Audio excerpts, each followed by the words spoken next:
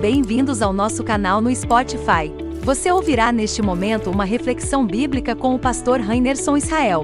Deus abençoe sua vida e fale ao seu coração. Vamos abrir a palavra de Deus no Evangelho de Marcos. Evangelho de Marcos, capítulo 8.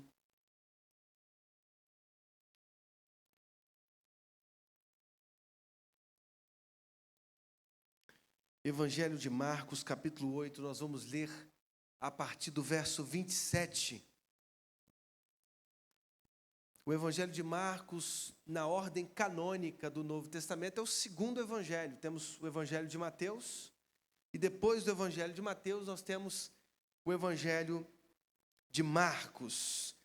Você vai ao capítulo 8 desse evangelho, nós vamos ler a partir do verso 27. Quem encontrou, diga um amém bem forte. Amém. Então vocês estão me autorizando a ler a palavra de Deus. Diz assim: Então Jesus e os seus discípulos partiram para as aldeias de Cesareia de Filipe.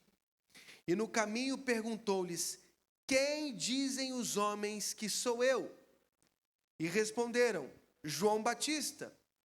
Outros, Elias.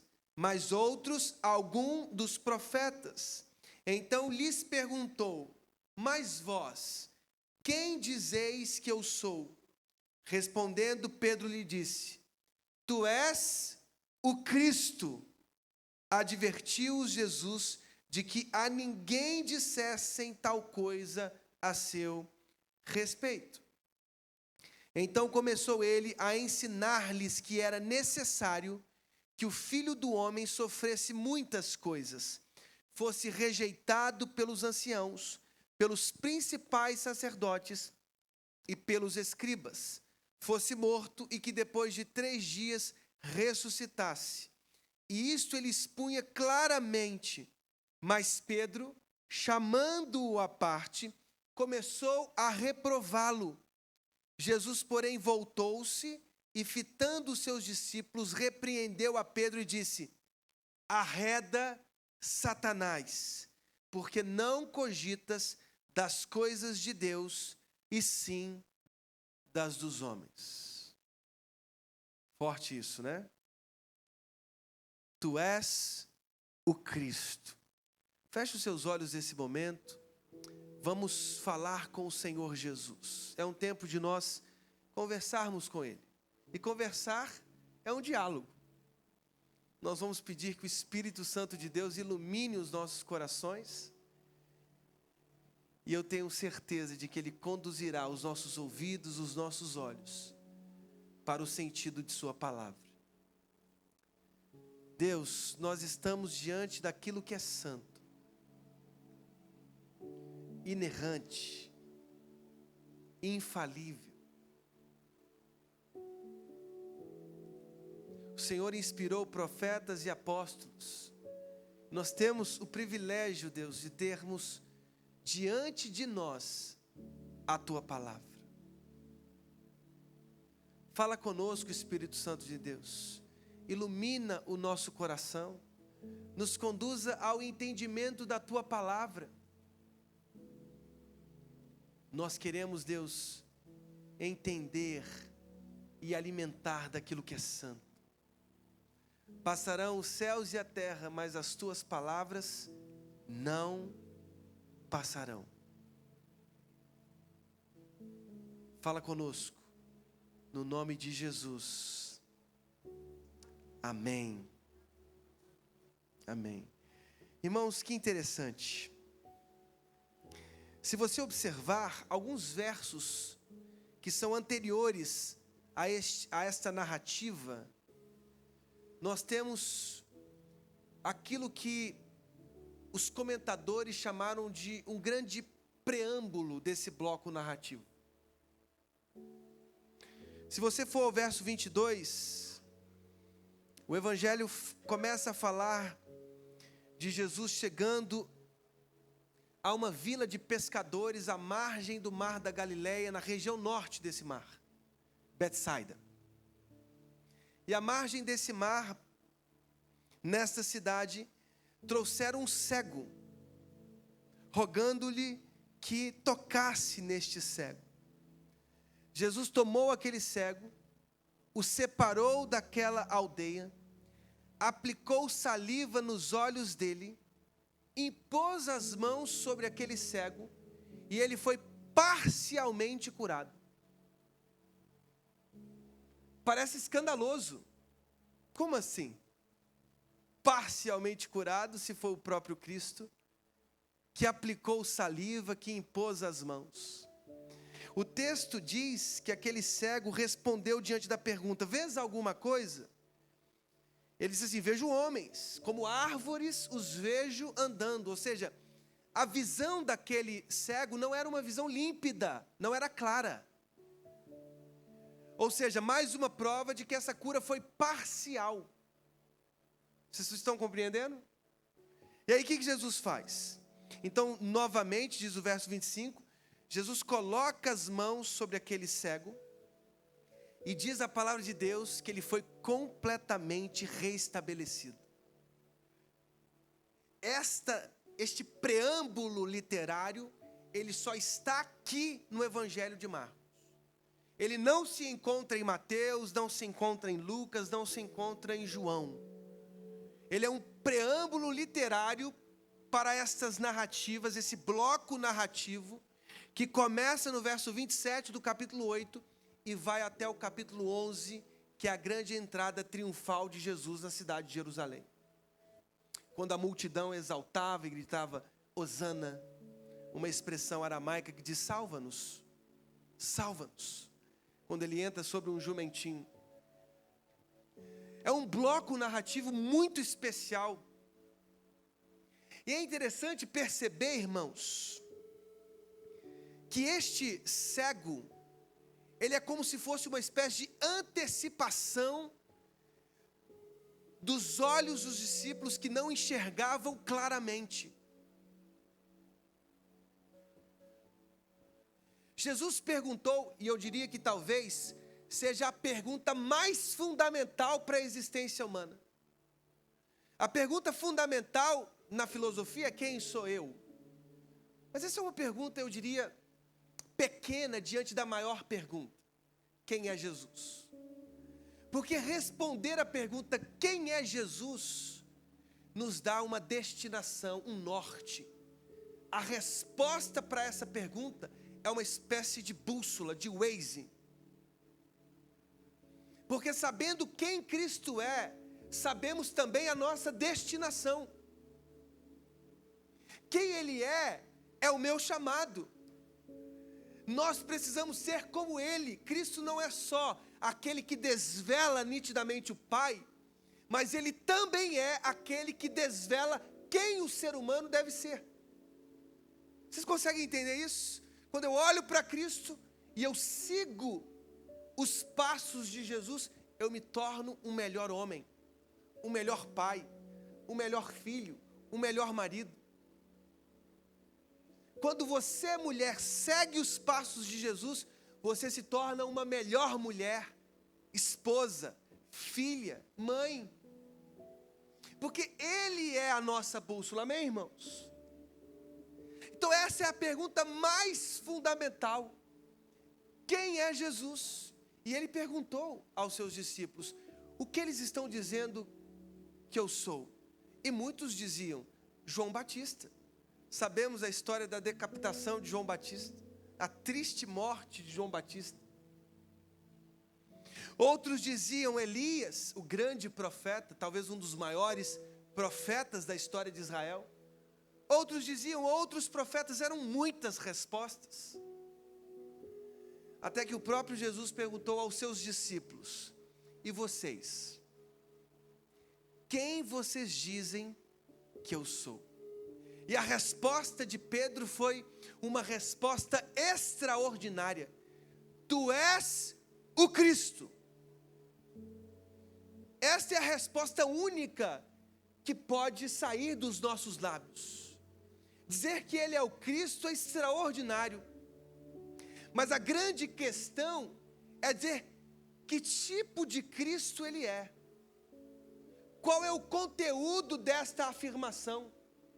Irmãos, o Brasil inteiro, eu diria, a grande maioria, são os dados do IBGE, dizem assim: Jesus é o Senhor da minha vida. Mas as práticas não coadunam, não condizem com o que afirmam. Dizer tu és o Cristo, irmãos, alguns vão ficar atônitos aqui, não é, e entendam, eu vou completar isso, não é suficiente. Muitos dizem ele é Cristo. Aliás, Cristo tornou-se um sobrenome, Jesus, Cristo. E Cristo não é um sobrenome. Cristo é uma confissão. Mas qual é o conteúdo dessa confissão? Qual é a profundidade desta confissão? Nós não podemos permanecer nas superfícies dessa confissão, ao contrário, nós temos que aprofundar as nossas lentes, os nossos olhos. Nós temos que mergulhar para compreender quem de fato Cristo é, porque hoje nós enfrentamos uma crise séria na identidade. Eu me lembro que eu vi um filme chamado Eu Mesmo, Irene. Quem já viu esse filme? É um filme antigo. Quem levantou a mão já está com crise de idade. Né, Zé? O Zé levantou ali. Eu Mesmo, Irene. Jim Carrey. Ele é o grande protagonista. Ele faz o papel de um policial, Charlie. Um cara bondoso, amoroso, respeitoso. Mas que ele é tão humilhado que ele acaba desenvolvendo uma doença. Um distúrbio dissociativo de identidade. Ele passa a ter no filme duas identidades. O Charlie, que era um cara honesto, bacana, gente boa. E o Hank, que é um cara impulsivo. Duas identidades. Eu diria que hoje nós temos uma crise de identidade na pessoa do filho que nós seguimos. E isso é muito sério, porque quando nós dizemos tu és o Cristo, Filho do Deus vivo, nós precisamos ter uma consciência bíblica, irmãos, desta afirmação, porque há uma crise na identidade, não de quem Jesus é, mas das nossas compreensões. A nossa cristologia sofre um distúrbio dissociativo de identidade. Não sabemos bem ao certo quem estamos seguindo quando dizemos, eu sigo a Cristo. Parece que os nossos olhos estão obstaculizados como os olhos daquele cego, o cego de Betsaida, que via árvores andando, mas não enxergava com nitidez. E este é o caminho que Jesus propõe para todos nós. Jesus sai de Cesareia de Filipe. Cesareia de Filipe era uma aldeia na base do Monte Hermon, onde nascia o Rio Jordão. Jesus sai de Cesareia de Filipe e ele passa por vários vilarejos até chegar na cidade de Jerusalém. Este é o caminho, este é o bloco narrativo do capítulo 8 ao 11. Neste caminho, Jesus convida todos os discípulos para que os seus olhos enxergassem nitidamente quem Jesus é, porque esta é a pergunta fundamental. Quem Jesus é? Ele é Elias? Ele é Jeremias? Ele é João Batista? Ele é um coaching? Ele é um líder socialista? Quem ele é? Quem Jesus é? Há tantas confissões. Tem gente que é capaz de colocar na mesma fotografia Che Guevara e Cristo Jesus. Como se fossem irmãos siameses, como se tivessem perspectivas iguais, equânimes, e não é. Por isso a profundidade da Escritura é importante para respondermos quem é Jesus. É indispensável olhar para a Escritura, compreender a partir dela e responder escrituristicamente, Jesus é o Cristo, o Filho do Deus vivo. Então o convite que Jesus faz aos discípulos é um convite que ele está fazendo para todos nós nessa noite. Porque percebam só, irmãos, a crise está armada aqui, ó. Ele começou a ensinar no verso 31 do capítulo 8, que era necessário que o Filho do Homem é mais uma confissão profunda nas Escrituras. Ezequiel, por vezes, salvo engano, mais de 90 vezes, é chamado de Filho do Homem. Filho da humanidade, Adão. Ele é homem, feito do barro. Filho do Homem também guarda uma memória riquíssima de Daniel 7, onde aparecem animais híbridos que representam domínios estrangeiros, como o domínio persa, como o domínio grego, como o domínio dos Seleucidas, o domínio romano. E diante dos domínios estrangeiros, os poderes bélicos, aparece o ancião de dias, que é o próprio Deus, e entrega para o Filho do Homem, o Messias, o poder, a autoridade para reger as nações. Cristo é aquele que recebe nas mãos o poder para reger as nações. Amém, irmãos? E ao mesmo tempo ele carrega essa humanidade incrível. Mas diz o texto que o Filho do Homem, olha Cristo falando dele mesmo, sofreria muitas coisas, seria rejeitado pelos anciãos, pelos principais sacerdotes, pelos escribas, e ele morreria. E aí Pedro, o sabichão, depois de responder, cresceu.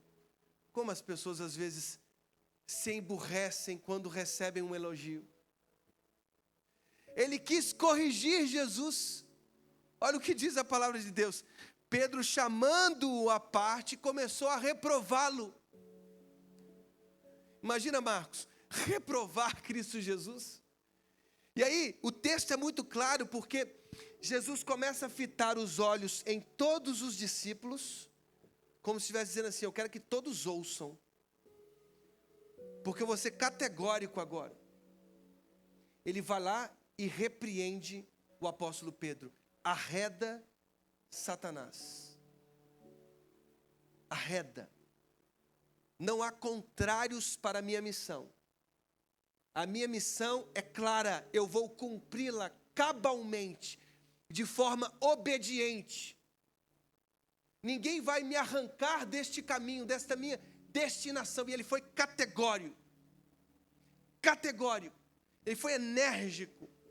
E ele precisava ser. A sua austeridade foi necessária nesse momento. Arreda Satanás, porque esse sofrimento era intrínseco ao seu caminho. Era inerente à sua proposta messiânica. Por isso dizer tu és o Cristo não é suficiente, porque na profundidade deste vocábulo Cristo, há a substância do seu messianismo, o sofrimento. Irmãos, por vezes Jesus, ele foi muito claro com algumas pessoas que inclusive desistiram do seu caminho. Lá em João 6, muitos discípulos começam a abandonar Jesus. Jesus olha para os seus discípulos, para Pedro, os 12 discípulos, e diz assim, vocês vão abandonar também? Para quem iremos nós, se só tu tens as palavras de vida? Lá em em Mateus capítulo 8, nós temos várias narrativas de cura. A cura do leproso, a cura do criado de um centurião, a cura da sogra de Pedro. Olha aí, Jesus cura até a sogra, irmãos. Tantas curas narradas ali em Mateus capítulo 8. E aí um dos escribas aproxima-se de Jesus e diz, eu vou te seguir por onde você for. E aí Jesus esclarece o seu messianismo. Ele esclarece o seu messiado. Ele diz assim, as raposas têm seus covis, as aves os seus ninhos. O Filho do Homem não tem onde reclinar a cabeça. Lá em Lucas 14, Cristo diz claramente, de forma peremptória, se alguém quiser me seguir, vai aborrecer pai, mãe, filhos, irmãos, a família inteira. E aqui o que temos, irmãos, é uma chocante hipérbole, um exagero, mas um exagero claro, absoluto, perfeito, para dizer o seguinte, você tem que amar tanto a Deus, tanto o projeto de Deus, que todas as outras coisas se tornarão secundárias, apequenadas diante dessa proposta tão incrível que é o Evangelho. Aos Filipenses, no capítulo 3, Paulo disse claramente, diante da sublimidade do conhecimento de Jesus, tudo é esterco. Tudo é esterco. Quando amamos a Deus verdadeiramente, irmãos, todas as outras coisas se tornam tão pequenas, porque Ele é tudo para nós. Amém, queridos irmãos? Por isso é tão importante você responder quem Ele é, mas da profundidade, no embasamento da Escritura Sagrada. E essa é a proposta. Por exemplo, se você for comigo, olha que interessante, o capítulo 9, verso 30, 31 e 32 diz assim: E tendo partido dali, passavam pela Galileia, e não queria que ninguém o soubesse, porque ensinava os seus discípulos e lhes dizia: O Filho do Homem será entregue nas mãos dos homens e o matarão. Mas 3 dias depois da sua morte, ressuscitará. Eles, contudo, não compreendiam isto e temiam interrogá-lo. Um pouco mais adiante, no capítulo 10, nós temos, a partir do verso 32, uma narrativa semelhante. Já é a terceira. A primeira a gente leu, a segunda a gente acabou de ler. A terceira é essa que está no verso 32 do capítulo 10. Estavam de caminho, subindo para Jerusalém, e Jesus ia diante dos seus discípulos. Estes se admiravam e o seguiam, tomados de apreensões. E Jesus, tornando a levar à parte os 12, passou a revelar-lhes as coisas que lhe deviam sobrevir, dizendo: Eis que subimos para Jerusalém, e o Filho do Homem será entregue aos principais sacerdotes e aos escribas. Condená-lo-ão à morte e o entregarão aos gentios. Hão de escarnecê-lo, cuspir nele, açoitá-lo e matá-lo, mas depois de 3 dias ressuscitará. Ou seja, aqueles discípulos que enxergavam de maneira parcial como o cego de Betsaida, eles começaram a ver diante dos seus próprios olhos um esclarecimento visível, claro, absoluto. Eu sou o Cristo, mas aprendam de mim. O que significa dizer eu sou o Cristo? Vocês disseram, tu és o Cristo, é verdade. Essa confissão, ela é verdadeira, mas qual é a profundidade disso? Vamos caminhar. E neste caminho para Jerusalém, por 3 vezes, os discípulos foram orientados, que o seu messianismo era um messianismo de sofrimento, irmãos. Sofrimento. Eu tenho para mim que se Jesus viesse hoje, nós, de maneira unânimes, diríamos: solta Barrabás. Solta Barrabás. Porque seguir Jesus é uma coisa confusa. Não é tão palatável seguir este tipo de Cristo. Os nossos projetos são sempre almejando sucesso, visibilidade, network, influência. Por que eu tenho que seguir um projeto que no final dele será sofrimento?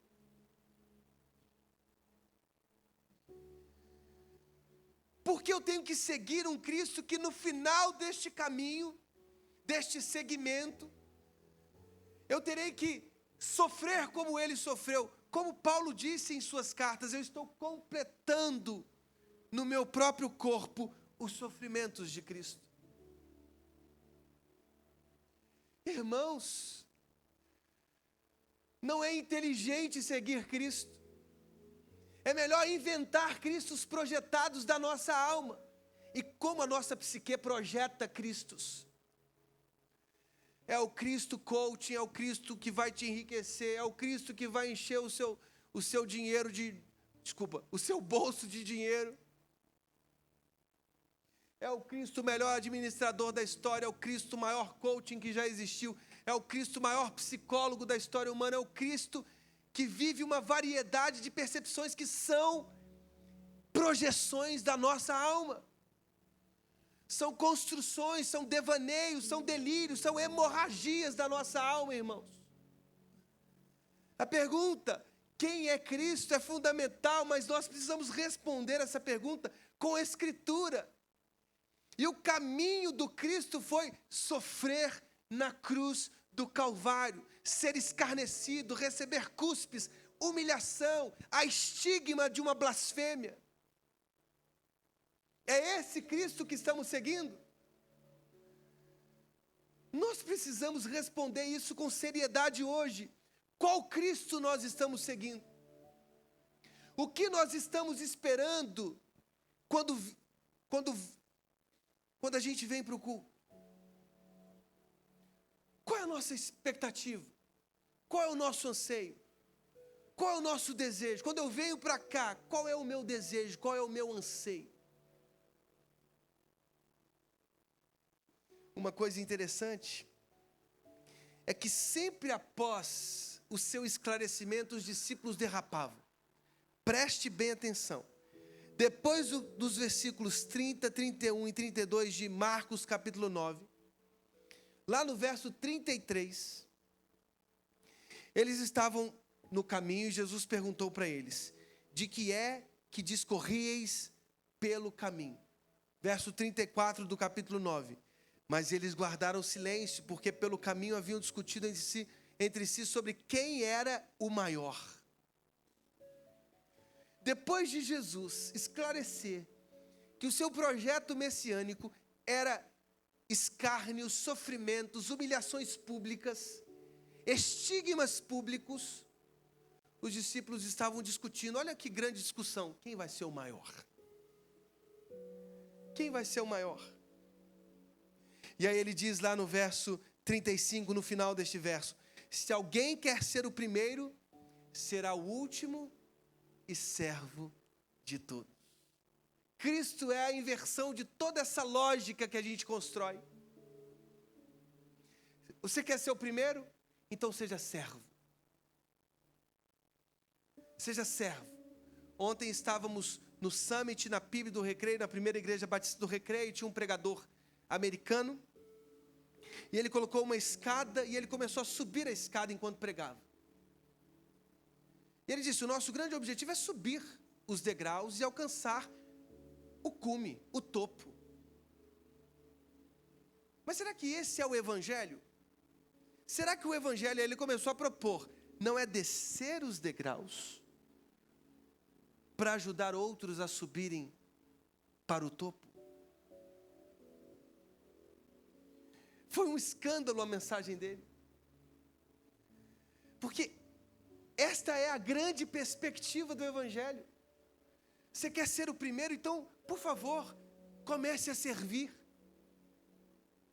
Comece a colocar-se no último lugar da fila.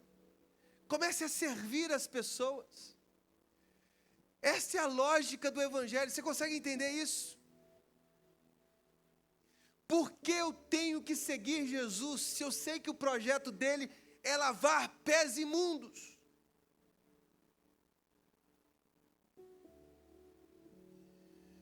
As pessoas compartilhavam os seus pés com estradas sujas, imundas. Os piores escravos tinham essa função social, lavar os pés nas casas. Por que eu tenho que seguir? Pedro disse assim, em João 13, não vai lavar o meu pé. Porque ele já sabia das implicações. Se ele lavar o meu pé, daqui a pouco ele vai vir com aquela conversa de que eu tenho que lavar os pés também. E era justamente isso. Jesus disse assim, se eu não lavar o seu pé, você não tem parte comigo. Ah, me lava inteiro então. Pedro era sempre exagerado. Calma aí, Pedro, está demais. Baixa a bola. O projeto de Cristo, irmãos, é pegarmos a nossa toalha, a nossa bacia e sairmos pelo mundo lavando os pés uns dos outros. Você está preparado para isso? Será que nós estamos seguindo Cristo de verdade? Vou fazer uma pergunta escandalosa. Escandalosa. Agora sua alma vai ser trespassada por uma verdade que é difícil. Tente imaginar uma ligação. No fim do seu dia, você cansado. Você está morto de cansado. Você não tem mais energia nenhuma. E alguém te liga e fala assim, ó, se você for nessa reunião aqui, você vai fechar um negócio e você vai ganhar nesse negócio 20 milhões de dólares. O que você faria? Você ia dormir? Quem sinceramente ia dormir aqui, gente? Ninguém.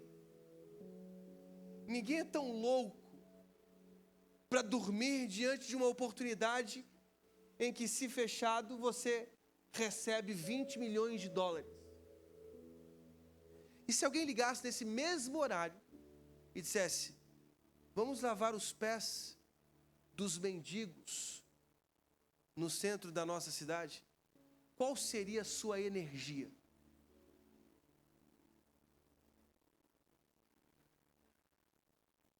Veja como essa pergunta ela é escandalosa, porque ela mostra qual é o Senhor que nós seguimos.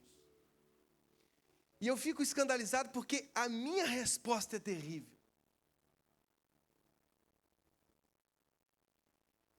É tão difícil, irmãos, é tão insuportável seguir Jesus, porque seguir Jesus significa parar a nossa caminhada para atender mendigos. É o caso dessa caminhada para Jerusalém. Antes de chegar em Jerusalém, ele para a caminhada, ele vê um cego mendigo gritando, Jesus, filho de Davi, tem misericórdia de mim. Ele para a peregrinação, ele atende Bartimeu, ele pergunta, o que você quer que eu faça? Quero ver. Então tá, você vai enxergar, a sua fé te salvou. Esse é o escândalo do Evangelho. Quem nós estamos seguindo quando nós dizemos, Ele é o Senhor das nossas vidas? Capítulo 10. Lá no capítulo 10 a coisa piora. Depois dos versos 32, 33 e 34 que a gente já leu, aproximam-se de Jesus os filhos de Zebedeu, Tiago e João. E eles dizem assim, mestre, queremos que nos concedas o que te vamos pedir. E ele lhes perguntou, que quereis que vos faça? Responderam, permite-nos que na tua glória nos assentemos um à tua direita e o outro à tua esquerda. O que os discípulos, irmãos, olha o escândalo. Era a terceira vez que Jesus impunha as mãos sobre os discípulos para que eles enxergassem com mais nitidez. Vocês se lembram daquela parábola de Jesus? Isso é importante, que ele fala do construtor e do rei. Qual é o construtor que não se assenta à mesa e começa a fazer os cálculos antes de começar a construir? Por que o construtor faz cálculos antes de construir? Para ele saber qual vai ser a agenda dessa construção.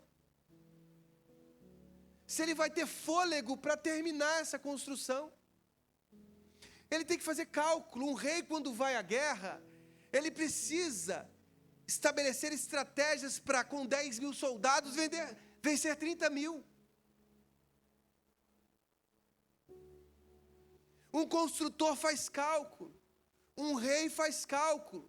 Alguém, e essa é a ambiência desses versos, alguém que aceita o Evangelho tem que fazer cálculos para entender qual proposta é a proposta do Evangelho. Porque pode ser que você esteja embarcando numa proposta evangélica falsificada. Pastor, lá em Heresias 4:2, diz que ele vai encher o meu bolso de dinheiro. Então tá, continua com Heresias 4:2.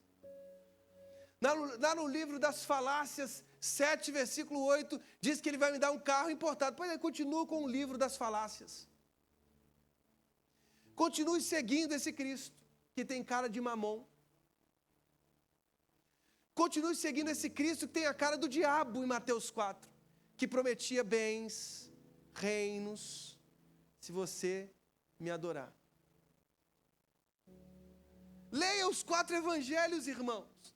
Leia Mateus, Marcos, Lucas, João com seus próprios olhos. Leia os sermões dos apóstolos. Tenha essa dignidade como crente. Leia os sermões dos apóstolos em Atos dos Apóstolos. E contraste com os sermões atuais. Faça isso. Para a sua saúde psíquica, para a sua saúde espiritual, emocional. Quais são os projetos contemporâneos de evangelho e quais são os projetos de Cristo? Quais são os projetos dos apóstolos? Você tem que saber fazer cálculo. Você tem que saber entrar onde você está entrando. E aí, olha, esse é o grande escândalo, irmãos. Olha o que Jesus diz no verso 38. Prestem bem atenção. Você precisa prestar bastante atenção. Mas Jesus lhes disse: não sabeis o que pedis. Isso é a sutileza dos versos. Percebam só.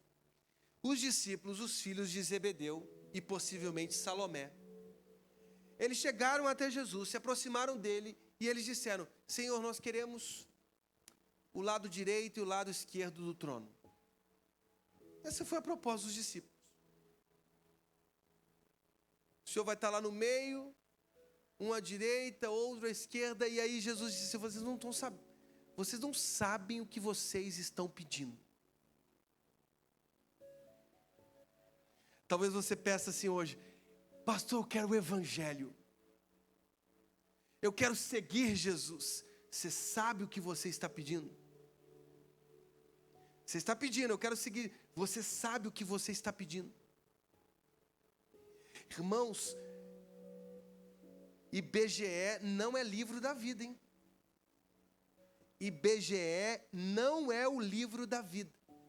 Jesus disse para eles assim: vocês não sabem o que vocês estão pedindo. Vocês podem beber o cálice que eu bebo? Vocês podem receber o batismo com que sou batizado? Percebam, irmãos. Agora o escândalo vai ficar pior. Abram no capítulo 15 do mesmo evangelho. Lá no capítulo 15, nós temos uma descrição com linguagem régia da crucificação de Jesus.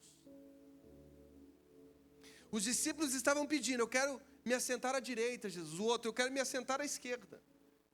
Jesus dizendo: vocês sabem o que vocês estão pedindo? Percebam a linguagem régia do capítulo 15, verso 17. Vestiram-no de púrpura e, tecendo uma coroa de espinhos, lhe a puseram na cabeça. Verso 18. E saudavam dizendo: salve, Rei dos judeus. Lá no verso 26, na crucificação, e por cima estava em epígrafe a sua acusação: o Rei dos judeus. Lá no verso 32, mais uma blasfêmia: desça agora da cruz, ó Cristo, o Rei de Israel. Vocês conseguiram perceber a linguagem régia do capítulo 15 do Evangelho de Marcos? Cristo está sendo entronizado na cruz. A cruz é o trono de Jesus. E não sou eu que estou dizendo não, irmãos. Há um livro importantíssimo, Como Deus se tornou o rei, do maior especialista atual do Novo Testamento, chamado N.T. Wright. Como Deus se tornou o rei. Ele faz essa mesma leitura. Aqui é um texto de entronização. Porque volta ao capítulo 10. Ele diz assim: vocês podem beber do meu cálice, vocês podem receber o batismo. São referências, são metáforas claras da crucificação. Vocês estão pedindo o assentar-se à direita e à esquerda, mas vocês podem beber o cálice que eu vou beber? Vocês podem receber o batismo com que eu vou ser batizado? E eles disseram: não, sim. E aí ele disse, no verso 30, bebereis o cálice que eu bebo, e recebereis o batismo com que eu sou batizado. Quanto, porém, ao assentar-se à minha direita ou à minha esquerda, não me compete concedê-lo, porque é para aqueles a quem está preparado. Os dois ladrões foram entronizados com Jesus na cena da crucificação. Isso é um escândalo, irmãos. O trono de Jesus é a cruz. E esse é o problema das nossas leituras contemporâneas.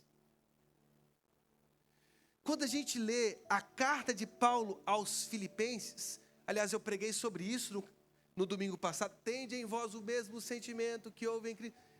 O nome dele foi sobremaneira exaltado, porque ele foi obediente até a morte e morte de cruz. Pelo que Deus o exaltou sobremaneira, e lhe deu o nome que está acima de todo nome, para que todo joelho nos céus, na terra e debaixo da terra. Vocês estão entendendo? Seguir Cristo é carregar a sua cruz, é carregar a sua destinação, é carregar a possibilidade martírica, porque nós podemos ser martirizados, irmãos. Quem quer viver piedosamente deve saber que as perseguições, elas são inerentes à caminhada do seguimento de Jesus. Eu não estou nem dizendo que alguém vai ser queimado numa tocha, não é isso. Eu estou dizendo que as perseguições podem vir a qualquer momento. Quem serão aqueles que vão perseverar até o fim? Quais são os cálculos que você fez? Você calculou quando começou essa construção? Você calculou quando começou essa guerra? Percebam quem Jesus é, que Cristo Ele é. Não espere outra coisa dele, senão o chamamento para a cruz. Esse é o nosso destino. Essa é a nossa vida. Esse é o nosso prazer. Este é o nosso prazer. Esta é a nossa suficiência. Eu não posso querer mais nada, só Ele. Só Ele.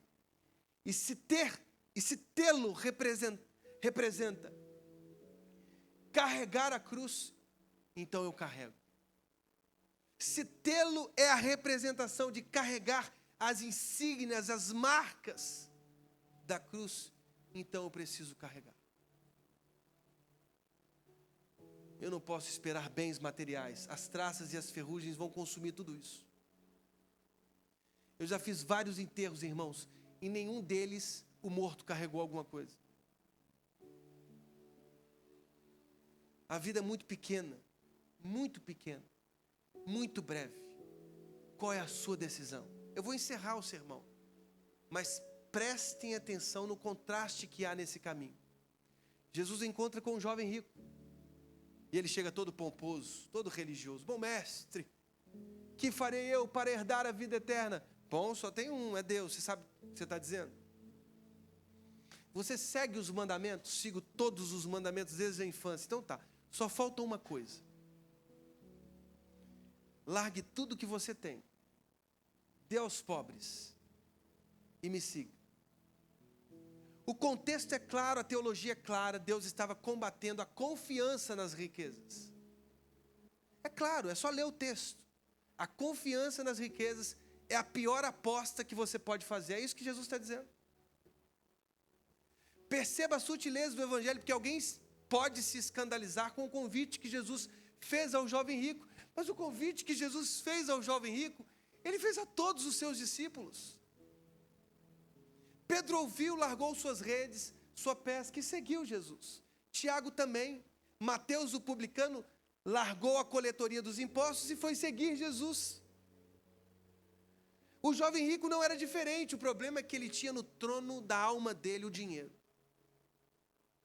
Então todos os outros largaram a pesca, largaram a coletoria, largaram a corrupção.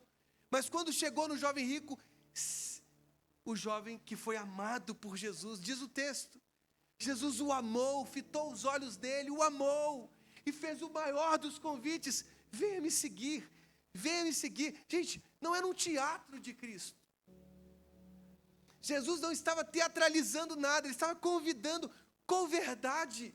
Me siga, larga tudo isso, me siga. O seu projeto, o fim dele é terrível. O jovem rico que tinha tudo, saiu sem nada no encontro com Cristo.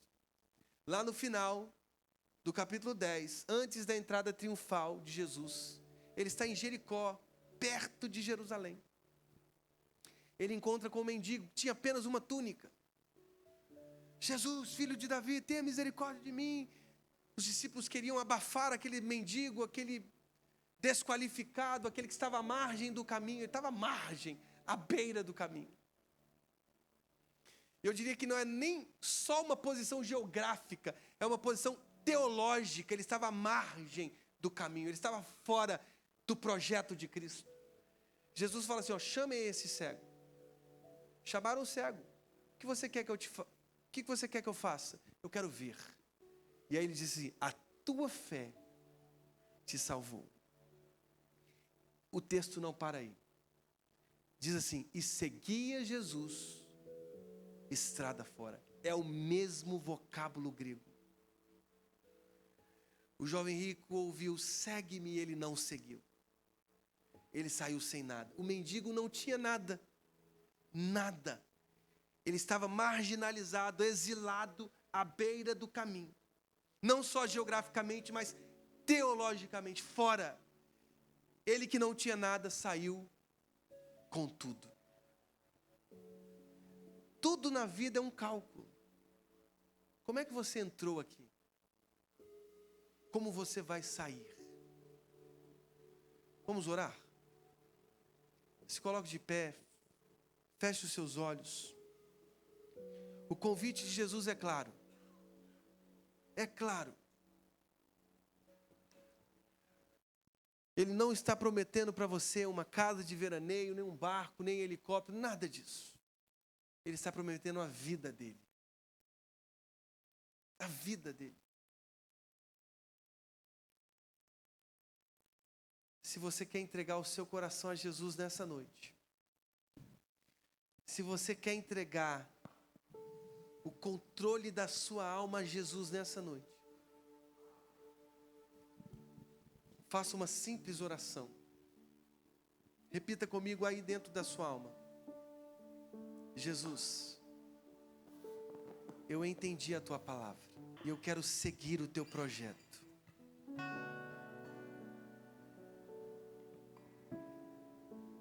Eu quero seguir o teu evangelho, a tua palavra. Eu não quero mais estar longe da tua presença. Eu quero a tua presença. Por isso eu entrego a minha vida nas tuas mãos. No nome de Jesus. Amém. De olhos fechados. Há alguém aqui nesta noite que fez essa oração com sinceridade? Se você fez essa oração com sinceridade dentro da sua alma, levante uma de suas mãos, eu quero orar por você. Há alguém aqui nessa noite que fez essa oração lá dentro da alma, dizendo, eu quero a tua presença, Deus. Levante bem alto a sua mão para que eu reconheça. Deus abençoe a sua vida em nome de Jesus. Deus abençoe a sua vida em nome de Jesus. Deus abençoe a sua vida no nome de Jesus. Há mais alguém? Há mais alguém aqui nesta noite? Nós vamos orar por essas queridas pessoas. Senhor Deus, noite de salvação. Nós louvamos o teu nome. Porque estes queridos irmãos, eles disseram, eu não quero viver mais sem Jesus. Agora eles vão viver com Cristo Jesus. Que o Senhor abençoe e escreva o nome deles no livro da vida eterna. No nome de Jesus. Amém? Amém? Louvado seja o nome do nosso Senhor.